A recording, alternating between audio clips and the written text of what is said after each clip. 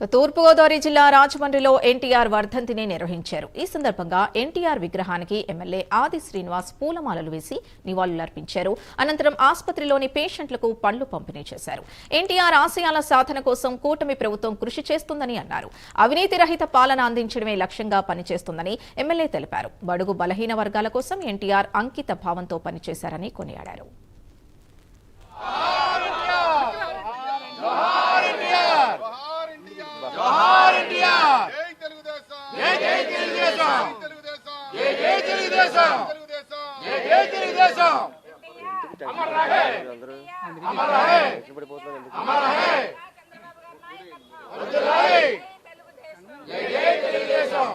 శ్రీనివాస్ గారు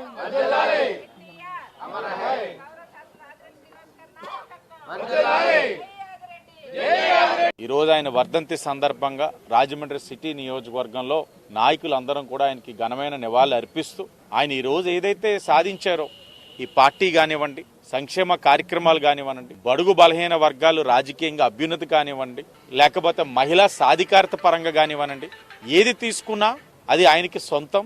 ఈ రోజు అదే ఒక బెంచ్ మార్క్ గా ఈ రోజు అన్ని రాజకీయ పార్టీలు కూడా ముందుకు తీసుకెళ్లే పరిస్థితులను కూడా గుర్తు చేస్తా ఉన్నాం. ఈరోజు మహిళలకి ఆస్తుల సమాన హక్కు మొదలుకొని, మహిళలకి స్థానిక సంస్థలు రిజర్వేషన్లు మొదలుకొని, ఈరోజు సంక్షేమ కార్యక్రమాలు, సంక్షేమ వెలుగులు ఈ రోజున బలహీన వర్గాల్లోని ఉన్నాయి అనంటే అది కేవలం ఎన్టీ రామారావు గారు తీసుకున్న నిర్ణయం.